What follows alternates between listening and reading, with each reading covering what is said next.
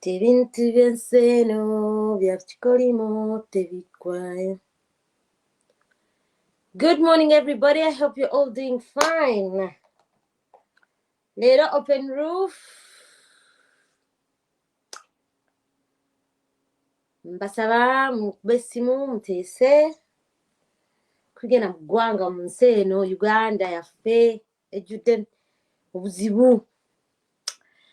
Ekindesa wano leero kwogera ku and of course like everybody else has been doing okukatiriza ku nsonga ya Father Deograt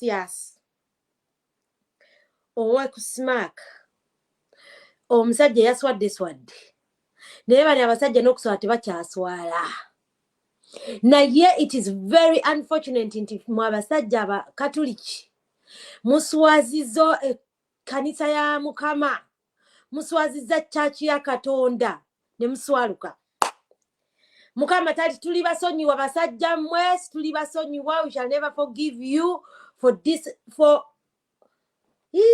muli babi nnyo ebintu by'ensi eno bya kikolimo era tebiggwaayo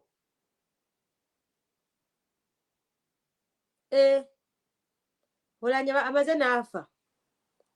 Thanks for your contribution towards the struggle. Olanya mie olanya huyo bamaze ne bamubika wola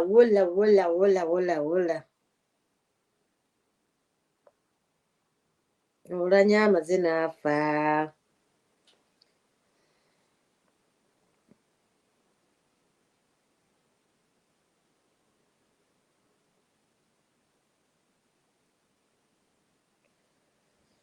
Abantu nomune tebatera kubikaabika muntu nga tannafa. Abantu bagenda okubikira omuntu aba yafudde dda. Aba yafudde era abantu babeera ne information amazingly. Waliwo abantu abamu abali mu kugamba hello Patricia temujjaganya bantu kufa kibi nnyo. Hey, my friend, these people celebrate us when we are being beaten. They say that Bobi Wine yekozesa nga bamukubye bamumenye eminya.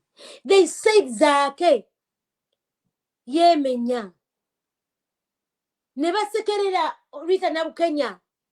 And they expect us into when they are dead for tutuule wali tukaabe. No. Tekijja kisoboka. Tekigenda kusoboka ensi eno mugimazeemu empathy. Basajja mwe aba NRM nga mwegaseeko musajja munnammwe Museveni Kizepa omuyaaye omunnanfuusi omubbi Ivo Museveni ekila ffe twakulira Masaka.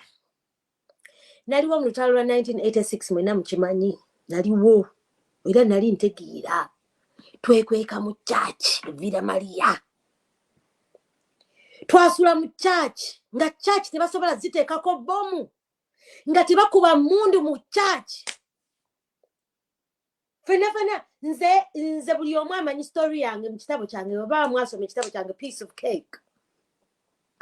We were stuck in Katonga. Nze nali nsomera Stella Maris Nsube. So I was stuck nga tuva kusomero ne daddy mu Katonga nga Katonga tosobola kwabuluzaamu Katonga tosobola kudda Masaka tosobola kudda Kampala. So in the middle wow ndo sobali bayitawo na over somewhere mu Katonga we were stuck there. We slept in the church ne daddy for almost a full month. Twasula mu church abasajja ba Katonda ne batubuulirira ne batusabira naye mu Katonga waaliwo emundu ng'esekawo naye mu church tebayingiramu. Naye today Katonda munyiivu okulaba nga waliwo abantu nga ba Father Deograt simanya Deograt simanya whatever ni Father omu brother mulamba okuvaayo n'okola ebintu eby'ekigwagwa eby'ekisirusiru ebifaanagana ng'ebyo. Kyagulanyi yabikugambye no wakati mu buzibu. Kakati omuba mwagala it's entirely up to you. Mudde ku mwana mumukyunye mumuwe obutwa mumukube mumusuule n'esifo kubanga that is what you have planned all along. You want to see Kyagulanyi's family and life on the floor, but we are not going to accept ndabya kaisima nga kati kamanyi nyenyenyenyenye St. Mary's siri somero y'abaana abasiru in the first place bamuwera kyekifu lwaki bamuwa ekifo why lwaki bamuwa ekifo baali bamanyi nti musiru lwaki bamuwa ekifo okujjako yisima okujjako obusiru obukujjudde era n'obutasoma bulimu okuze honestly abaana bameka bwe twali tulabiko nga teyakola bonna naye nga they've excelled in life bangi nnyo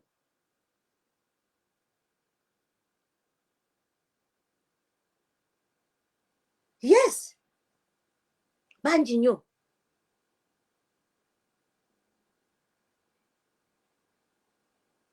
Bannayuganda, I want to urge you today olanya agenze uyu tumumaze kati addako we are going to celebrate their death tujja celebrating okufa kwabwe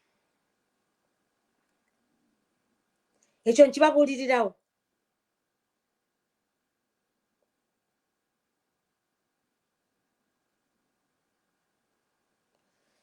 waliwo akuba wano kamala omukwata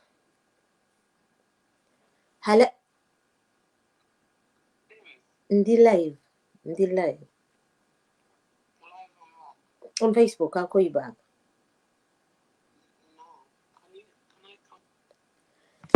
So tulina okukitegeera nti abasajja batusindiikiriza beyond reasonable doubt batusindise ku kisenge batusindise buli wamu and expect us to come out and thank them and celebrate and cry with them, yet they are not crying with us. They expect nti omuntu ajja kugamba nti naye speaker, what has he got to do? Speaker alina amaanyi mangi nnyo okukyusa ebintu bingi nnyo. Ebintu bingi nnyo speaker byasobola okukyusa mu ggwanga. Akakakazi kagundi ke kagenda okuddako. If these people do not sit down and repent and stop okwemwenyamwenya ne Museveni ate yennyini yajja obbettira. Jakobola nnyo okuva yafuuka speaker taddangamu kutereera. Taddangamu kutereera. Never.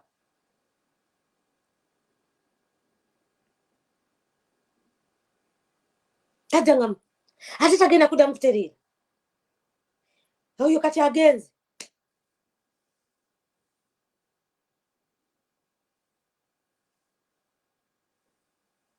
Abanauganda tebabika muntu atannafa.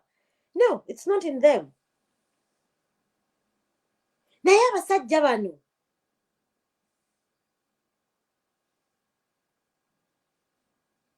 huyo n'ensirika amubise kitegeeza alina okuba afudde. Huyo nsirika amubise twamumanya dda nti yafa ne baagala otusiriisa ne batubuzaabuza. They think that Uganda yakuzanya. They expect all the time nti bintu byakusinika amanyi. Omusajja yafa dda, yafa last week. Kyekyasitudde Mao, kyekyasitudde Anita Amongi badduke eri mu America okulaba nga basecuringa omulambo gwe.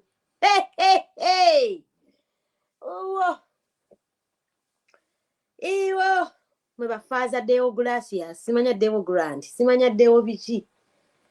Mwe bafaaza abagenze ne mukwenya ne nakyemalira.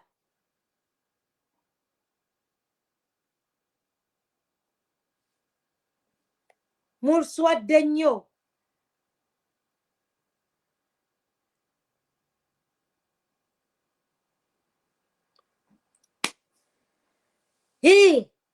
Kalwafe kamutegeere famire yammwe keerabe nga tuselebratinga.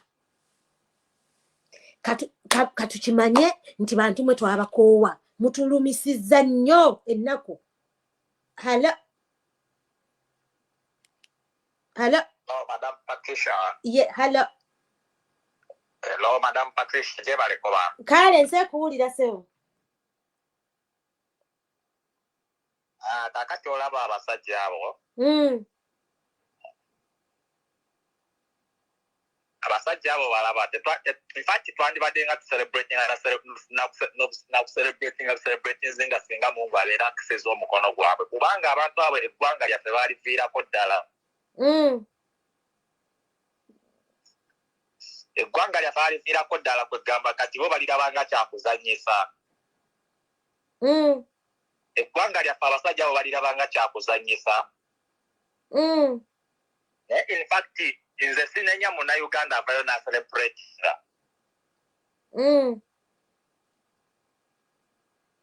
Kubanga bye bakoze mu ggwanga bingi era n'ebikolobero bingi bye bakoze mu ggwanga era nga n'omwana omuto akiraba.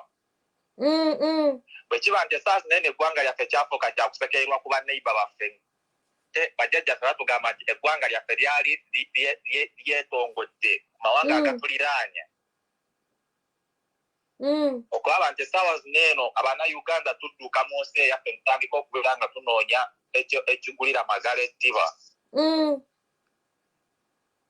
Abasajja abo. Yes, sir.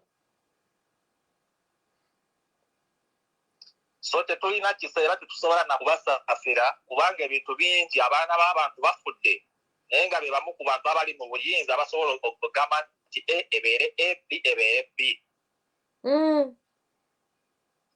Akuuma atakuumira era ayisa abasajja Kabaka awangaale. Nanaabagereka agerekera Obuganda teyanzanye teyanzige. Oba olanyafa afe, it doesn't matter. Babadde ne buli kintu kyonna inside them. Olanya yagamba nti Museveni ye Katonda w'oku nsi. Yamwita Jesus. He said Museveni is like Jesus. God does not want anybody to play around with his name. Tewali muntu yepima ku Katonda n'atafa. Ate Museveni ogenda kubeera the last. After God has punished every single person around you, God is going to punish you and your children and your great-grandchildren. And we shall enjoy and we are going to have the last laugh. You think you're killing Ugandans and you think that it is fun to you? My friend, we are going to have the last laugh. Ugandans have cried. Ugandans have cried. Ugandans have asked you, you've stolen enough. Wummula. Weumuzeeko. Naye ogamba no. Sijja kuvaamu. Ndiwulira va mu kasooli, ndivaamu nga batokosa. Ndiwulira va mu kasooli, ndivaamu nga bookya. Naasigala omwo. Ndiwulira va mu kasooli, ndivaamu nga bakungula. My friend, ndiwulira bamufumba. Museveni, you need to leave Uganda alone. This is why Ugandans have lost all empathy. This is why you see Ugandans are outraged. Yesterday I was speaking to one of the elites in England, my friends, and he was telling me, you need to convince me. Nemwama, I am not going to convince you. Nangama ne mulokole era abade pastor. Nangama ne party. Mogazaman. Nemwa yi nemo mukanisa mugamba. Jesus na jana kugamba every day. Nemwama. It's very biblical. Bible yegamba nti atuwale obwakabaka butwaza maanyi. Fe twagala change. We cannot come and start partying here on the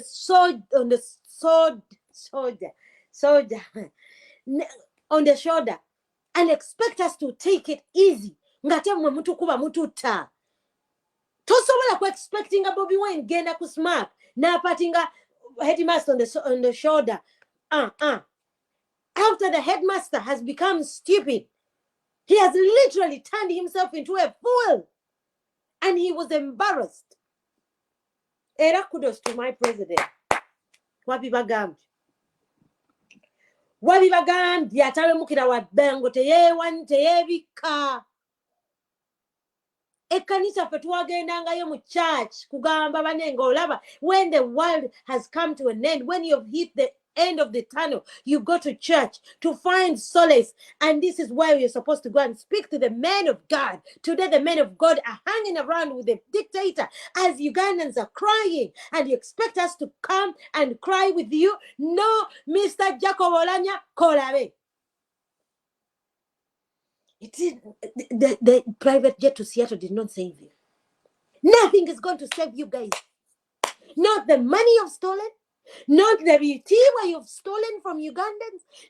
Nothing is ever good. When the time has come and God has said, Halas, you're going to go. Katijako wolanya mie kutaka.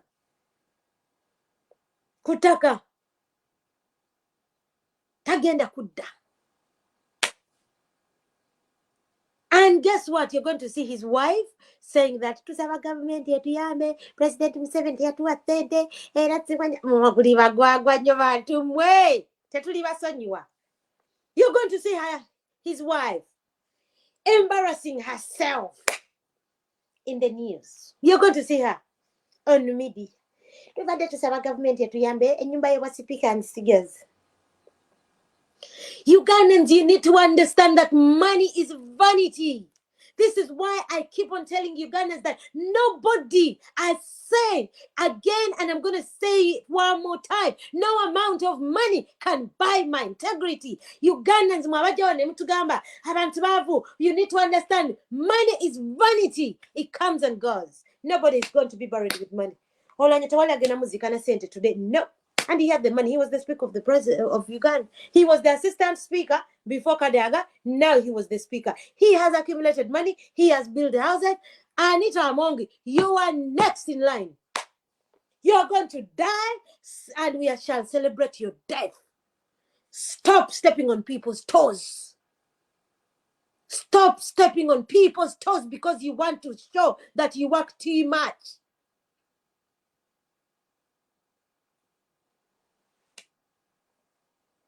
Don't step on people's toes. Holanya did not even, time you're not working. Literally, he has not worked.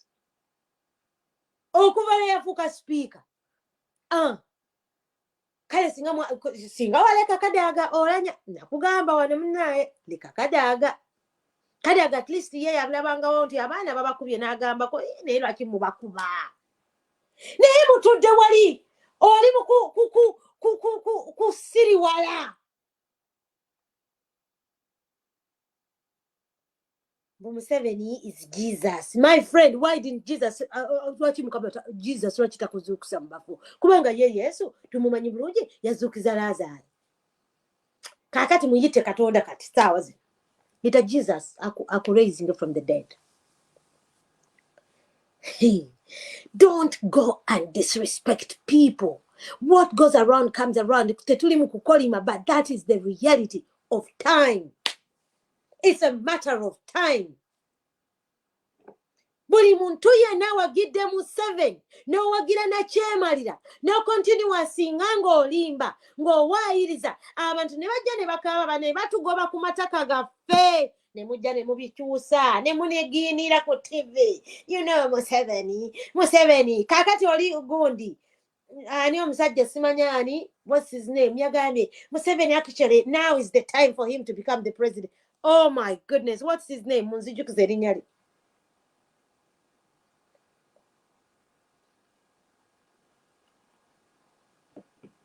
What's his name? Yagambye nti Museveni kati ali prime time ye. This is the time he needs to become more of a president. Why are you mocking Ugandans? Basajamu. Why are you mocking Ugandans? Ugandans are crying. Ugandans are saying that enough is enough. You have stolen the country clean. You have literally disrespected Ugandans. You have killed Ugandans and now expect us to celebrate, to cry with you when you're crying.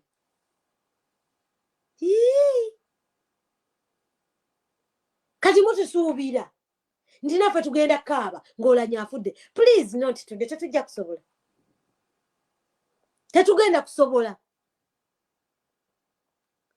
Muleke namwe kulowooza nti bannayuganda bo tebalina magezi. What you're fighting for is vanity. Today olanya Lukodo omulambo gwe baaguyisa wansi wa mmeeza ne bagenda ne bamuziika. I was wondering last week nti Lukodo bamuziika. Awuli bwe bamuziika dda.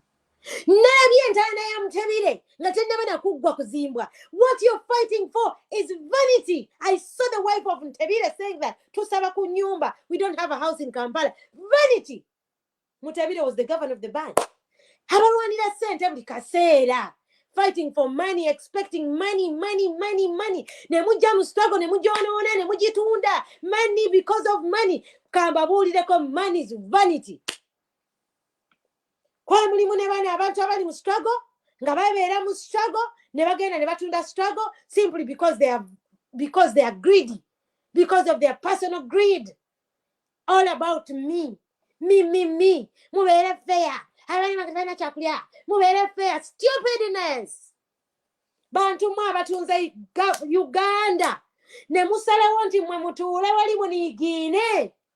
Ngazi Ugandans are bleeding. Ngabana bafe bavundira mu Buwarabu. God will punish you. And God will punish your children and your great-grandchildren. And we shall be here to celebrate. When I die, I have done my part.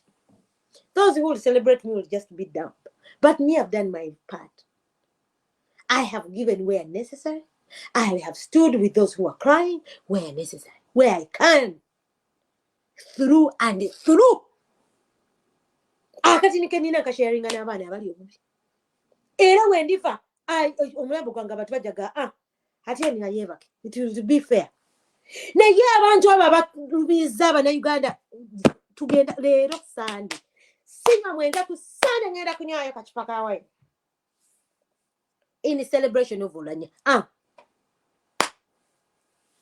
Tugenda kukola buli meme, buli kyagwagwa, ekiraga nti tuli mu celebration. Yaman. Fete tugenda kuddaawo tukaabe n'abatakaaba naffe. Government ya Uganda has pushed Ugandans to the edge. Eplainze omutima gw'abana Uganda gwavaamu obuntu. Tetukyabulina. Abana Uganda twali tetusobola celebrating mulambo. We could not do that. It is not in Ugandans. It is not part of Ugandans. Kubanga abana Uganda twakulanga tulina humane. Obuntu. It is part of us. Government ya Museveni tukute natusikasika mbuli nacho etusiseemu ebiwowolo etusiseemu bali mu kutunda biwowolo by'abaana and people still find it funny and you still come out comfortably n'owolereza no government gw'oli mu diaspora n'otinkiza Museveni oli musiru. Please, don't come on my page if you support Museveni because I don't like it. I have no business with it. I can't reason with it. There is nothing to reason anymore. I can't reason with you. You can call me dumb. You can call me you can say Patricia Nupu. The city coordinator wa Nupu. The city leader wa Nupu. Nze ndi muwagizi ayagala nchuka. Period. Era nwanira mu ekyo Chamuna Uganda omukowu fe tuli bakowu era tugenda kuyisa ebivulu mwabadde mulowooza munaamutereka omulambo mugulye guugo nno kati mwabadde mukukuta naye twakimanya dda nti yafa kasita Anita Amongi yasituka wa n'agenda egundi n'agenda Seattle ne tumanya kaakati mawo vaayo otuvume kubanga naye tugenda kuyisa ebivulu. Yaman. Oba mufa mufe. Twabako wadde abantu mmwe.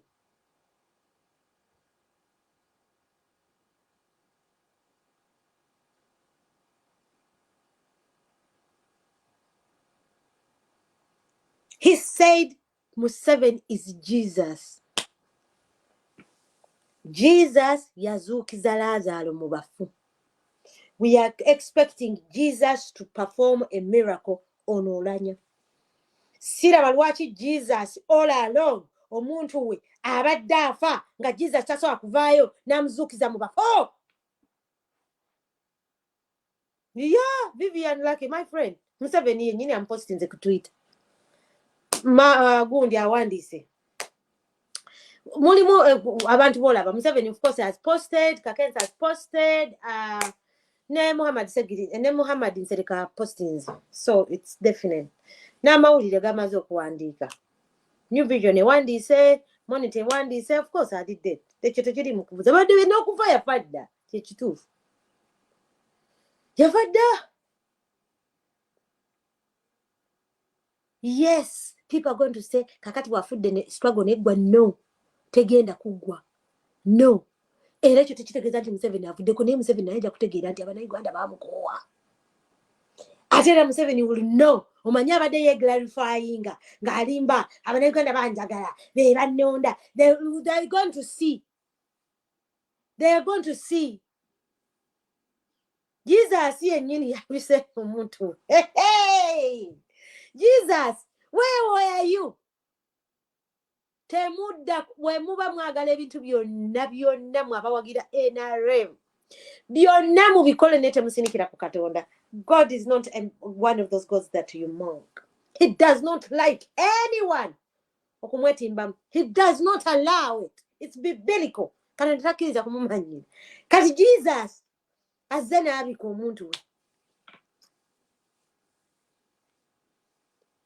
Azze n'abika omuntu we. Mugende mumupositingi. Mumugambe nti Jesus, what are you doing? We are expecting a miracle. We are expecting a miracle, Jesus. Where are you? Feko twasemba okumanya Yesu yazuukiza Lazaro mu bafu. Olanya yagamba Museveni is Jesus. Nga hakirumye Mungu ategeera nga tatamidde yali tatamidde olanya yali ategeera. Olanya tanywa njaga. Tutugambe tuwayirize njaga. He was a sober man. He was a muli babi nnyo. Jesus no yakubise. Jesus abise omuntu we. Ekifo ky'okuperforminga miracle n'amuzuukiza mu bafu amubise mubisi. Jesus story serious. Kakati mwe abavaayo ne mujja ne mutembeta Museveni ne mufutubala ku bana Uganda ne muyimirira ku TV ne mubalaata. We are going to celebrate your death and we shall make all sorts of jokes over your bodies. Dead bodies. We shall make jokes. We shall go to write all the memes that are funny on your death. We are not going to be scared because you're going to come here and those emotional people will come on our page. It's not like you. You can't celebrate people's death. Oh, my friend. They celebrate our death. They beat our children. They beat up Kakenza left, right, and center and created a mat on his back. And people say Kakenza yeko. Maseruka amagulu gavunda. Omwana bamukuba emimwa gyonna Masuudu. Emimwa gyayika begiti gavumenti ya Museveni tesobola nagamba nti omwana ono straight bullet nga bwe batulimba nti yeyamukuba. Gavumenti ya Museveni kemutwala at least India afune proper operation bakwata ennyonyi etwale Olanya. And you expect us ntino fe Patricia say tugenda kubeera part of that nonsense? No, thank you. Nazze nokwogera ku Father Deograt naye ate nsanze Olanya afudde n'embivaako n'engenda n'ebigenda. You expect Ugandans to go and start feeling sorry for you because Olanya is dead, Olanya had children, oh la la la. My friend, abalina bebatta bo tebalina ba children. Mumulowooza bo tebalina ba children. When you're celebrating our death, ne mugamba nti abo babakuba mu katini ke babakuba tekamala nga ebigere bivunze. Golooza Maseruka agenda kuddamu okubeera nnomo. Neka kwenza yenyine omulaba, his brain is messed up. He's frustrated beyond reason.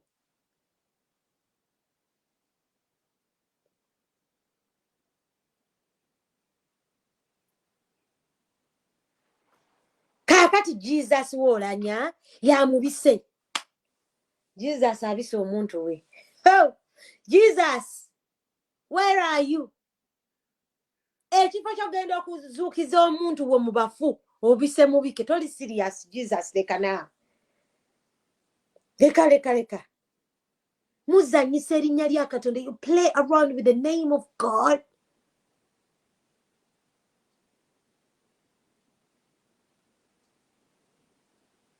Muzanyisa erinnya lya Katonda. Kubanga you're trying to make sure that Museveni sees you and gives you incentives back and forth. Olanya, you are a speaker. You get a good salary. Ekibate kyokujubisa Museveni chichi.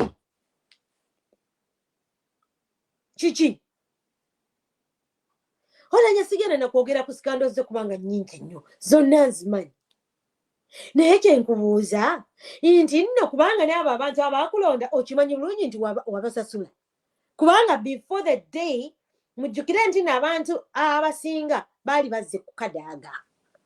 Museveni n'ayita caucus ewa ekyankwanzi n'abagamba mulina okulonda Oulanyah because they had realized nti Kadaga takkiriziganya na bintu ebimu Museveni byakola. Kadaga ng'avaayo n'akondeminga ebintu bye bakoze abaana ba National Unity Platform n'agamba this is not right. Kadaga yayombera nnyo sente emegundi sente za COVID. N'aleeta n'ebijanjalo n'abibikula n'agamba who did this? What nonsense is this? Museveni n'agamba I'm heading for disaster. I need to drop Kadaga.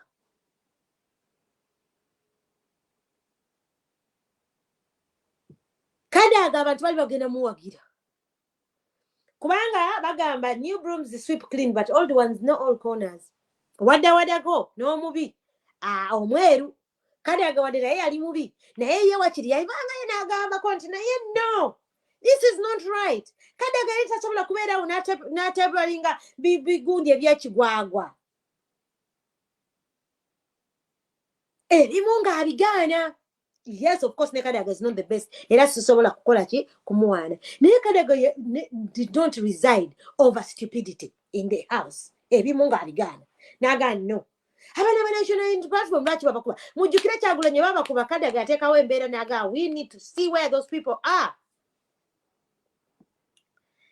Museveni n'amanya nti no parliament erina role nnene nnyo mu constitution ya Uganda. Nina okudropinga Kadaga. Abantu bali bagenda kulonda Kadaga. Museveni n'abayita mukundi n'abayita mukokasi ekyankwanzi n'abagamba mulina okulonda Jacob Oulanyah. Hey!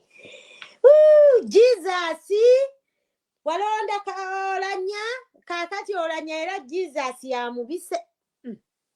Jesus abise omuntu we. Jesus ekifo ky'okukwata omuntu n'amugamba nti zukuka abise mubike. Jesus toli steady. Which kind of Jesus are you? Buli muntu yenna agambye nti Museveni is Jesus ogenda kufa ate ogenda kufa bad death.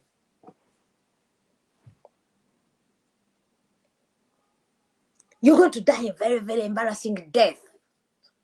Okuva Oulanyah we yayingira ku bwa sipiika be oba Kadaga ye yamuloga oba kino ekikazi kyamungi kirabika ekyo kyamuloze omanyi nakyo kyagala okubeera kisipiika. Kati kirabika ate bannayuganda muli bazira. Awo ogenda okukakasiza nti abantu ba NRM tebalina magezi bayinza okuwa amongi. Omukazi atali mu kantu anti akosa sente. Mutuyambe bannayuganda wadde muwagira Museveni wadde yabaloga ki naye nammwe mukozese ku bwongo bwammwe. Temututama.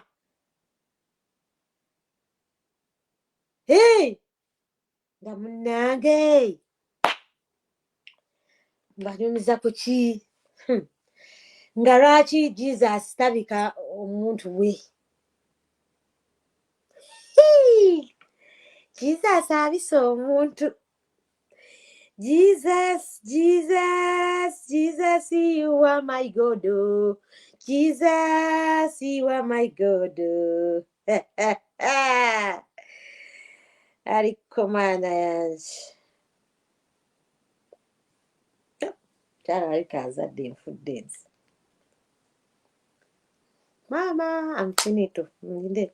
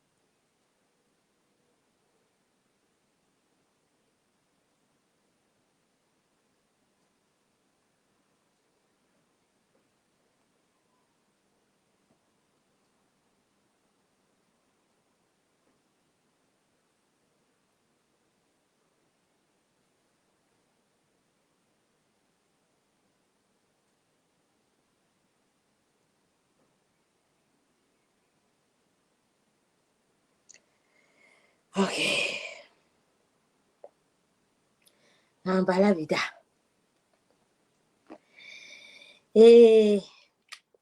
Munange tuba tuli awo nga batukubira nti olanyamye kakati mwe bayishuli abatalina magezi kwa katonda batonda nga muli bagwagwa obwongo bwamwe tebutegeera you can't think mwe byemusanga byemubuukira kati mujje mwasame what has Olanya done? Olanya kakati oke tugende kakati tutandike tugende empola kiki Olanya kyowandika mu history ya politics wa Uganda gye tujja omujjukirako? What has he done? Kankebera wano Wikipedia ndabe kye ngamba naye banange no open roof lwaki temukuba +4479255810303 mukuba muteese kankebera Wikipedia ndabe Olanya biki byakoledde Uganda ebyewuunyisa okujjako okubba obudde ensi n'okubeera nga Olanya tolina kyoyambye bweggulu tolina nakimu mwe mulowooza muno fe tugenda kubeera tugire Jacob Olanya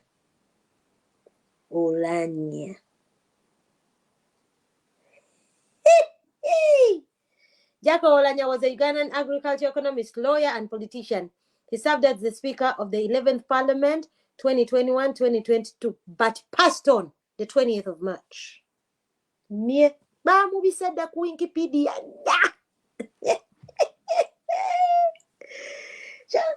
Wikipedia. Bamubisada 20th of March in Seattle. He was not elected by Museveni Jesus after defeating the former Speaker Rebecca Kadaga. He served as Deputy Speaker at the Ugandan Parliament from Wikipedia telina kyekuwaayo Olanya kyeyakola kyewuunyisa. Nze nange Wikipedia egamba Patricia was an author and had a charity. Yogera. Naye wano bawandise ku Wikipedia wino mulowooza nnimba wallahi ye mubisi. Wikipedia yine mubisi. Jacob Olanya was the Ugandan agriculture economist, lawyer and politician who served as the Speaker of Parliament but passed on the 20th of March 2020 in Seattle. He was elected by Jesus.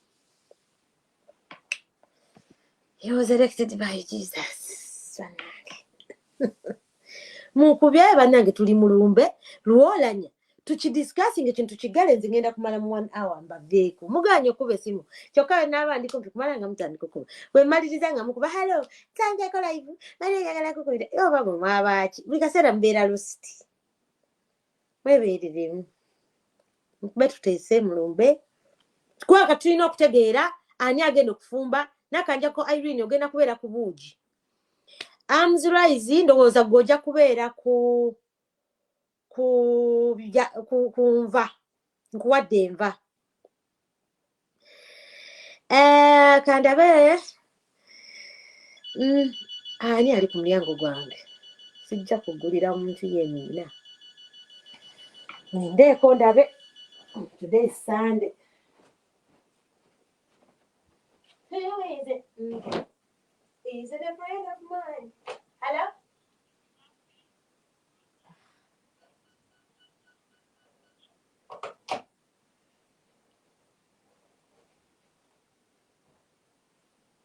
Is it a friend of mine? Who is it? Is it my brother? Sorry, bannange nze kababuulireko ebintu we bituuse kandabe munyanyazi ogenda kubeera ku nku gw'ojja kusomba nku tetugenda kusirika twegabira emirimu Arms Rising kwadde ku buugi nakanja kogenda kuba kunva Vivian ndowooza gwe kankuteeke ogambye gw'oyagala kuba n'onyamabugo kale ffe ndowooza tutambuze byamabugo mu bannange buli omu yeekwata omulimu gw'ayagala okubeerako ku lumbe Isa ziwa yaali ku nku kale ojja kukola ne munyeneeza munyanyazi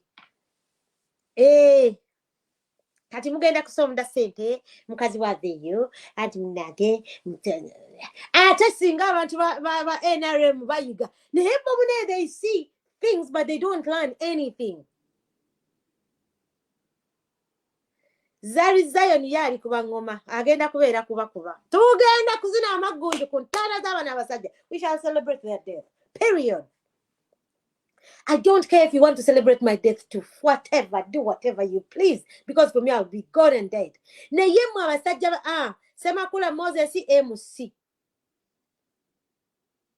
Yeye wadde Semakula Moses yagenda kubeera ku MC. Yeye ajja okutambuza. Kaakati mwami oli omusomi wa mawulire wa mugundi omulimu gwe afunye omulimu. Munyenyeza ng'olabe n'obulwadde. Jojo wa taata Suubi ye agenda kugaba buugi. Kale tubugabe. Museveni ate ye leero Museveni nze nabagamba bakwano gange nsiba nkibagamba ne wendibeera ku mulimu. Museveni naafa. Ngenda kugula tiketi ninnya ennyonyi ntuuke Uganda tutambuze ebigere okuva Entebbe paka Lwakitula. Nga celebrating nga tuzina kadodi because basajjamu mutukabizza nnyo amaziga mutubonyabonyeza mutukubisiza ekyeyo tuli wano titumanyifu ya coming or going. Mwatu etamye ensi yaffe nze sibeeranga ko Uganda nze mukimanyi sajja ku Christmas ekyo sikibangawo. Kimera Aisha yagenda gaba t-shirt ati bagenda kwambala t-shirt eziriko olanya t-shirt mwambala zaaki nga Jesus ye yabisa omuntu we. Jesus yennyini yasoso kyoka muso mujoga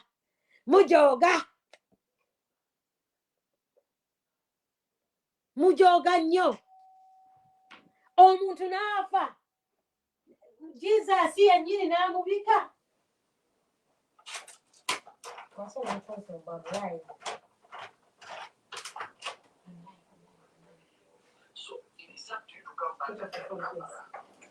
I'm like, because people are going to be heavy. Over take some earphones. Mujoga. Over ni agenda kubera kuba simentana. We shall celebrate your death. We are going to do all sorts of bad manners to tell you that Ugandans are tired. We have been crying for years. Jacob Olanya, tewali yamulonda. Museveni yamulonda mwenyini. That's why Jacob Olanya even had the audacity to stand on national TV and called Museveni a god. A Jesus. Now the same Jesus that Jacob Olanya was telling us about is the same Jesus who has announced his death on Wikipedia.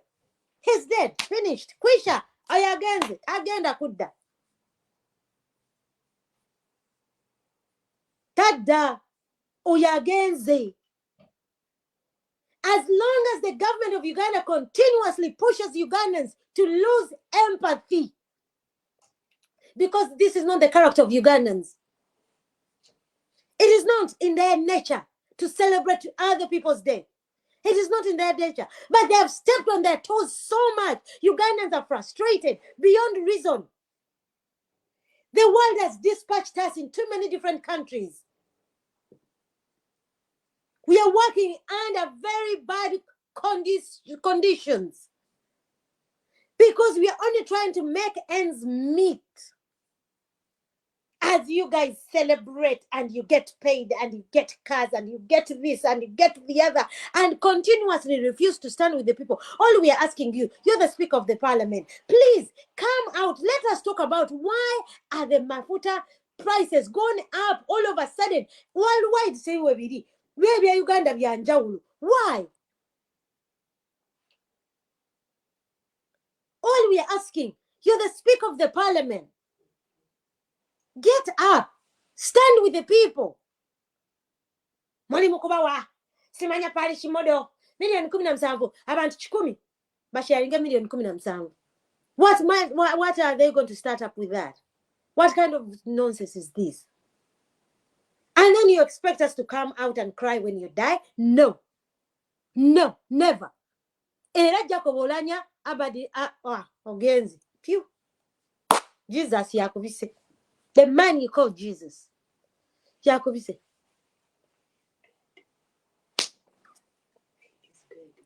Kwisha. He's even on Wikipedia. Kwisha. Go ahead. But he died last week. They have been observing us. They thought that we shall not celebrate. And we are going to celebrate. We waited and waited. And now the celebration time was arrived.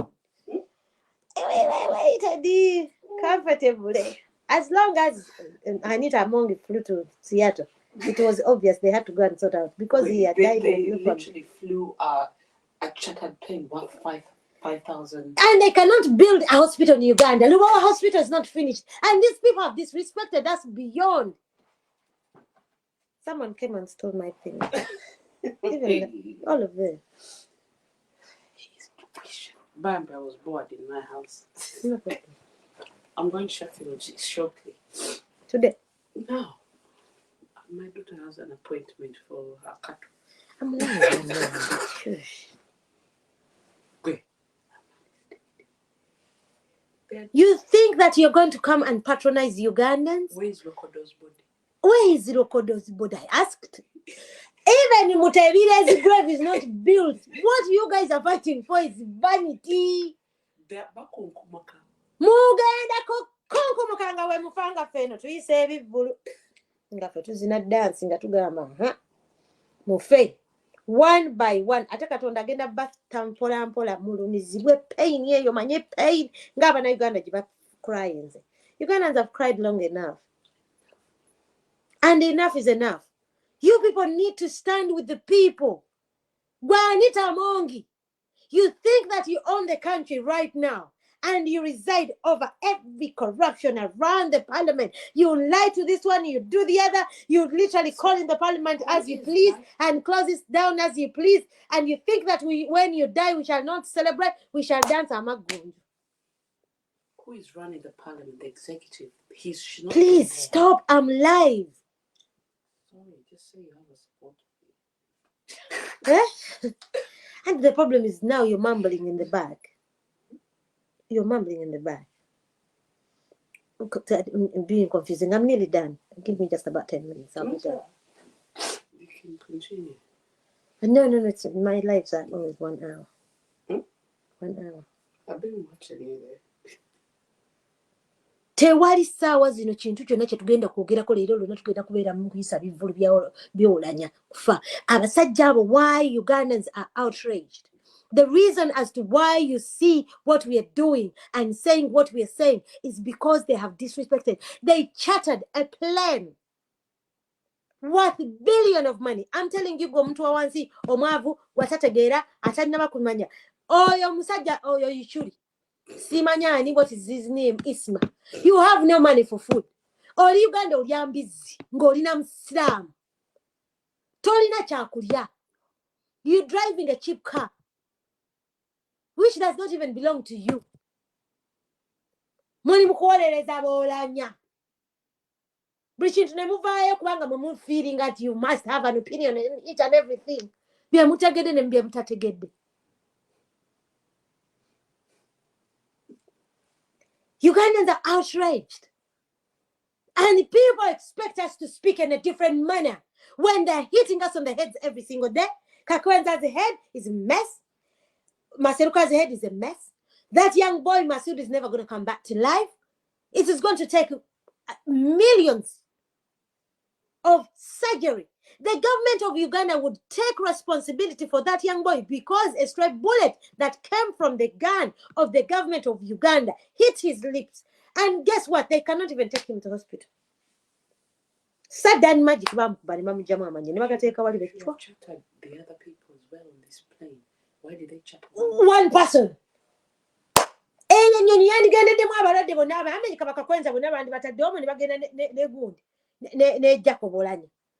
But because they think that Jacob Yagamba Museveni is Jesus. Hey, the same Jesus here could be say every single person.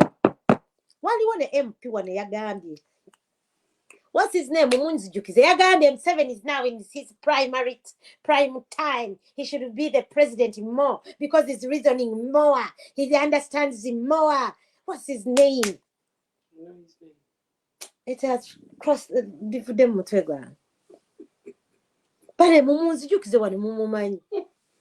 Sarah Semajimbi, you know who the MP I'm talking about? because they want to be given small incentives. Omwoyo omutono ebintu byenseno byakikolimo kambabulire ebintu byensi tebigwayo. We have seen money comes and goes, but your life, your integrity means a lot. Sinabanja, he was a man. Sisubi, Sichuanda Subi. Our graves are all 6 foot deep. No one is going to go with nothing. Tewe agenda na chintu. Kakati ono mutabani wa Jesus yafudde. Finished. Oyo yagenzi. Kakati tulinze mulala. Mujja kuyita nnyo Museveni Jesus. Katonda teyemanyizigo. As you're busy making Ugandans sad and cry, you continuously call Museveni Jesus. Hello? Hello? Ogamba chipati. Jetli ense kulira. Bannange. Jesus choyo atasobola na kuzuukiza abantu be. We shall celebrate. Oba tugamba tuli balogo, oba tugamba tuli basezi, we shall celebrate. Naffe bwe tunafa but celebrating naye nga at least tufiiridde ku side entuufu.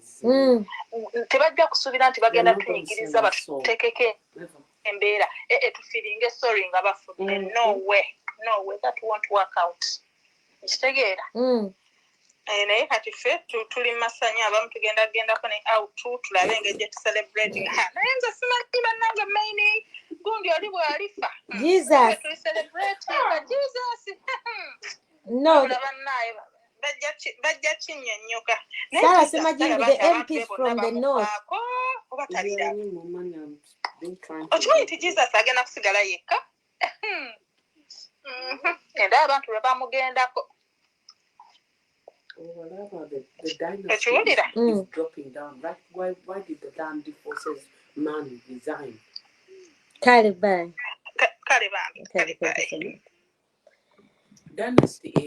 Dynasty egenda kugwa naye ate munange the funny thing egenda kutandika ne bana abebbali. Eryoke tandike bo bennyini abachwezi. Or bandimwe. Or whatever they call them. I don't even know. Because I always say that's my statement. Kubanga nze simanyi who they are. I don't know exactly where they come from. Or abanyaranda. Na ye one by one bagenda kukongoka. Omu ku omu. Ate mwe abagwagwa. But cronies. The stonges that are being used by the dictator. The mouths. You the mouths of this world. Hey, mweba Jacob Olanya. Banita Amongi. Yes, thank you, Matovlidian. It's Tongo Gund, Tongo Do. Thank you. That is the MP who was saying recently that Museveni is now in his prime time. Tubalinze mugwe kutaka tugenda kubatagula. Yeah. But now Uganda, as long as they continuously celebrate us when we are crying and they refuse to fight with us, we are going to celebrate your death. Period. There's no question about that. First of all, they got the education forum. Every country was opening schools. And some people still say that Museveni is Jesus, and you wonder what kind of country and the future for their children. What kind of future are you building for your own children? Because you support Museveni, it is okay for your children not to study. What kind of thinking is that? Museveni is not here. Museveni is not a god. It is very evident. Museveni has not performed godly matters. Judah. Hey.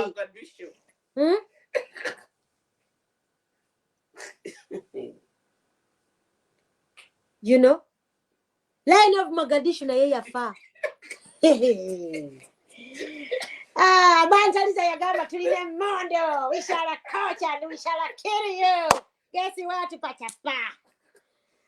What every day yali governor wa banka pachapa nentana yeta nagwa. Rukodo waye wamisa manju. Hey! Bapu! Oranya kutaka Museveni asosa no mudo. Jesus, abise omuntu. Jesus, toli serious now. What do you observe? No, like you're performing a miracle. Jesus, he has looked at Lazarus. The real one, the one I know, the one I read about in the Bible. But this one of Uganda is not the one. This is not a serious Jesus. He has not risen. He is a person. He has not risen. He is a muntu out of the dead. Which kind of Jesus is that? A man has died in Seattle. Mbona he left his Jesus in Uganda. That's why he has died. Oh, you're very serious. Jesus, I don't know again the Seattle. How can you live where miracles are happening? 7 morning, I didn't know. Hey. Ngamaliriza mbuzaida chikatinyazoka kashigale. He's dead. Father wa Chisubi St. Mary's. We knew the clergy to always be men of God. Fatwakula tumanyi nti bafaza babulaza bantu bakatonda. Era nga kyetumanyi era kyekifaananyi ekitulagwa. Kubanga ffe tulabanga ku Katonda. Naye Bayibuli etugamba nti ebyokuggulu bye bitulaga ebyokunsi bye bitulaga ebiri mu ggulu. Era ne batuteerawo nti bafaatha ne basisita ne bamufuti ne bapasita be bagenda tulaga ekifaananyi kya Katonda. Naye faza Deograt, simanya Deogratius, ow'ekisubi, woba wavaayo n'ogoba omwana Solomon Kampala unfairly, Kyagulanyi yabikugambye eggulo in your face. Because if he was telling lies, he would not have spoken in front of all the parents. Naye mmwe abasajja ba Katonda, Katonda be yateekawo mutulungamye. We muba mukwenya ne nakyemalira ne mugenda okujwa kacyayi ne nakyemalira ng'Abannayuganda bafa every single day, yet you're supposed to be performing miracles and praying for Ugandans and mutulyowo omwoyo mutugambe it is alright. Kubanga nze mbagambe twali mu lutalo mu 1986 twekwekanga mu church. Naye kati mwe abafaaza we muba muli mu kusiriwala mugwagwa wala simply because Solomon Kampala mwana wa Kyagulanyi n'ogamba nti nze faaza ka mwana w'abandi muteekeko pulesa. Muswadde nnyo. Ate Bayibuli etukkiriza to judge you sharply. I even have the scriptures etugamba mu Titus 9, judge them sharply. If Kisubi St. Mary's musobola okubeera nga musiriwala,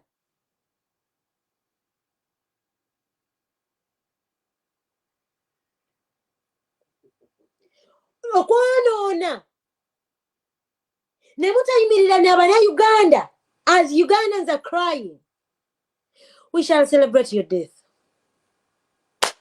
And we are going to celebrate your downfall. Every little downfall. Gwe faaza tukimanyi nti oli Ssaalongo ina abaana abalongo.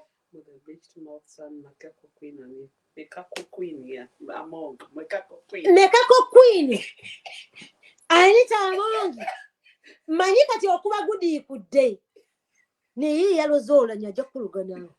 Tolowooza nno ogenda kutuula waawo mu kyekifo ofutobalirewo. You are not going to stay in that parliament peacefully. Mama Kadaga emirimu tugiraba. Yongeramu Mama Kadaga, yongeramu. Whoa. Mama Kadaga nzi kati Kadaga muyitiranya mama. Kadaga ayimiridde nafa abantu bawasi. Mama Kadaga tukwagala nnyo. You are the one and only. Kati for today we shall celebrate you. Obango watologedde walanya. Nakade tumanyi. Gwatolanya okuva yayingira mu parliament olanya taddanga mukutereera. Mama, olanya wale amanyi nno ogenda kusuula Mama Kadaga. Mama Kadaga yatula obutuuzi. Ab'ebusoga basirike. Kalari mekako Queen ka. Kakati mekako Queen goddako. nze sibimanyi pretty citizen oba faaza oba bulaza nze sibaawula fe twabeeta mwadda Mama Kadaga tuweereze teekako n'ennamba ya Mama Kadaga tumuweereze kasete tumuweereze kuza airtime Mama Kadaga wane muteekeko n'ennamba ye tuteekeko akantu tumuteereyo munnange tuyinza okuva ku Mama Kadaga waffe munnange ng'olanya alwala olanya teyali meant kubeera speaker wa parliament ekituufu kiri nti people preferred Kadaga amaze ali kumpi kuyitamu Museveni n'ayita kokasi ekyankwazi n'abagamba mulina okumakinga sure nti Kadaga agwa na intimidating aba MP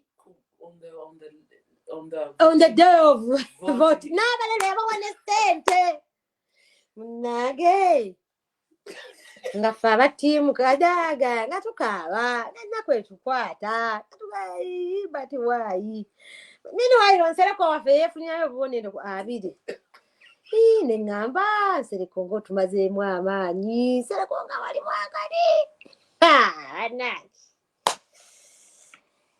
nange nga bawa gundi olanya bwa sipiika party half nga babuwa Maama Jiki olanya olwayingira ku bwa pulezidenti bwa parliamenti bwe kata awo oba Mama Kadaga yakola Mama Kadaga tukusaba n'obuwombe tusaba Mama Kadaga otuyambe nani Tanongi omukwasaganye ffe tujja kuwagira muteekeko ennamba ya Mama Kadaga nsigadde nga ndi Patricia Seng tujja kutandikirawo enkya thank you so much nice